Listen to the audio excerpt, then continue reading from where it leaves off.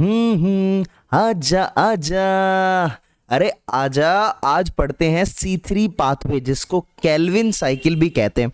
तो कर दें शुरू। अरे कर दें क्या शुरू, बता दे मुझे। तो चलिए शुरू करते हैं सर। C3 पाथवे, जिसको केल्विन पाथवे भी कहते हैं। देखो बड़ा गौर से सुनिएगा मेरी बातों को। इसको केल्विन साइकिल क्यों कहते हैं?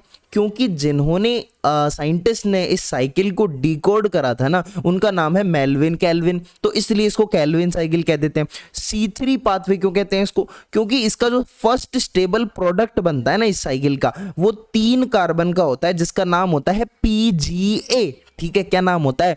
पुष्पा, गंगू और अंजलि। नहीं, PGA का मतलब होता है फॉस्फोग्लिसरिक एसिड। तो ध्यान रखना, ये एक एसिड होता है। A से एल्डिहाइड भी होता है ना, तो एल्डिहाइड मत समझ लेना। ये PGA होता है 3 फॉस्फोग्लिसरिक एसिड। ठीक है। C3 पाथवे एक यूनिवर्सल पाथवे होता है। कहने का मतलब ये बस हर एक अनएक्सेप्शनली प्लांट में हर एक में पाया जाता है। जैसे एक C4 पाथवे भी होता है ना, तो जिन प्लांट्स के अंदर C4 पाथवे चलता है उनके अंदर C3 भी होता है, और जिनमें सिर्फ C3 होता है उनमें C3 होता है। ये समझ रहे हो मेरी बात को? मतलब हर एक प्लांट में C3 पाथवे देखा ही देखा जाएगा। ठीक है, बहुत जरूरी होता है, यूनिवर्सल पाथवे है।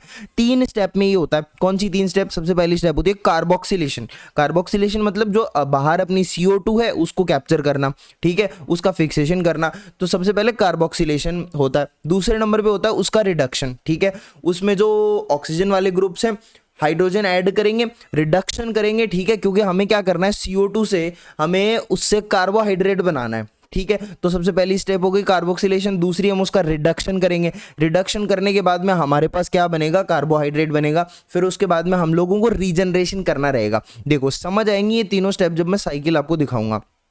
ठीक है, देखो ये साइकिल देख लो पहले तो तुम। हमारे पास RUBP होता है सबसे पहले। RUBP जिसका नाम है राइब्यूलोज 1,5 बिसफॉस्फेट। ठीक है, तो जो RUBP है ये 5 कार्बन का, और ये फर्स्ट एक्सेप्टर होता है। ठीक है, फर्स्ट एक्सेप्टर मतलब ये ऐसे मुंह खोल के बैठा होता है, आजा CO2 आजा आजा आजा तेरे को ले लूंगा मैं। तो RUBP जो होता है वो CO2 के इंतजार में बैठा रहता है। CO2 आती है, उसको पकड़ लेता है, और उसके साथ मिलकर ये 5 कार्बन का और 1 कार्बन है CO2 का, और हो जाता है यहाँ पे कार्बोक्सिलेशन, और बनता है 6 कार्बन का प्रोडक्ट।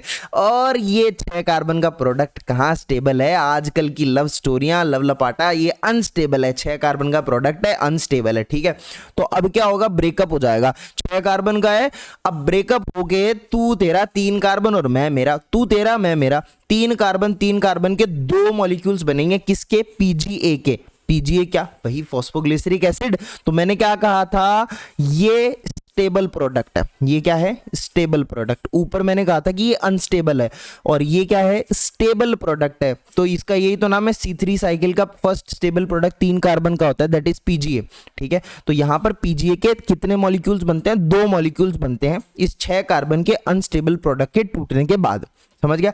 अगर आपसे कोई पूछे फर्स्ट एक्सेप्टर कौन है, तो ये है RUBP। राइट, फर्स्ट स्टेप देख ली, कार्बोक्सिलेशन हो गया, CO2 फिक्स कर ली गई है, ऐड कर ली गई है। ठीक है, अब दूसरी स्टेप होगी जिसका नाम होता है रिडक्शन। क्या होगा अब दूसरे नंबर पे आपके पास होगा रिडक्शन। अब रिडक्शन के अंदर क्या हो रहा है जनाब? हमारे पास 2 ATP लगेंगे, 2 NADPH लगेंगे। ठीक है, और ये जो PGA है ये बदलेगा ट्राइयोज फॉस्फेट के अंदर। PGA से बनेगा triose phosphate which will further form, ये ट्राइयोज फॉस्फेट होगा, ये कार्बोहाइड्रेट बना लेगा, ग्लूकोज या सुक्रोज। ठीक है, अब ग्लूकोज कब बनाएगा, सुक्रोज कब बनाएगा? ध्यान से सुनना, ये जो साइकिल है यहाँ पर एक CO2 एंटर हो रहा है। ठीक है, एक CO2 एंटर हो रहा है, एक कार्बन आ रहा है, तो 1 कार्बन का प्रोडक्ट यहाँ पे बनेगा। जब 6 CO2 एंटर होंगे तब 6 कार्बन का प्रोडक्ट बनेगा, माने ग्लूकोज बनेगा। तो ग्लूकोज के बनने के लिए, ध्यान से सुनना, ग्लूकोज के बनने के लिए कितने CO2 चाहिए होंगे? 6 CO2। कहने का मतलब ये साइकिल जब 6 बार चलेगी, ये साइकिल जब 6 बार चलेगी तब जाकर के हमारे पास एक ग्लूकोज का मॉलिक्यूल बनेगा। और अगर हमें बनाना है सुक्रोज, क्या बनाना है, सुक्रोज 12 कार्बन का शुगर सुक्रोज बनाना है, तो इस साइकिल को C3 साइकिल को हमें कितनी बार चलाना पड़ेगा, हमें इसको 12 बार चलाना पड़ेगा, 12 CO2 लगेंगे। समझ गए हो मेरी बात को? ठीक है। अब ये जो ट्राइओस फोस्फेट है इससे ग्लूकोज सुक्रोज बन जाते हैं, कार्बोहाइड्रेट बन गया। अब तीसरी स्टेप होगी रीजनरेशन। रीजनरेशन वाली स्टेप में क्या होता है, एक ATP लगता है, ठीक है, एक ATP ADP में बदल गया, ये रीजनरेशन वाली स्टेप है। तो ये जो ट्राइओस फोस्फेट है इससे एक तो कार्बोहाइड्रेट निकल गया और बाकी ये RUBP में फिर बदल गया। समझ गए हो मेरी बात को? RUBP बन गया, यहां से हमारे पास क्या बन गया, RUBP बन गया। ठीक है, तो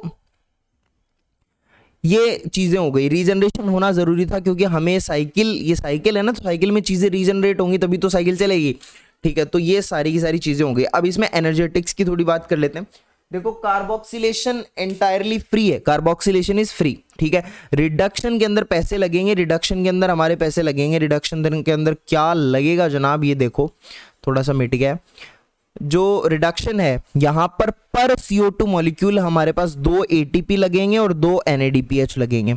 ठीक है, और रीजनरेशन के अंदर CO2 मॉलिक्यूल, मतलब ये साइकिल अगर एक बार चल रही है, एक CO2 मॉलिक्यूल एंटर हो रहा है तो 1 ATP लगेगा रीजनरेशन में, और रिडक्शन में 2 ATP लगेंगे और 2 NADPH लगेंगे। समझ गए?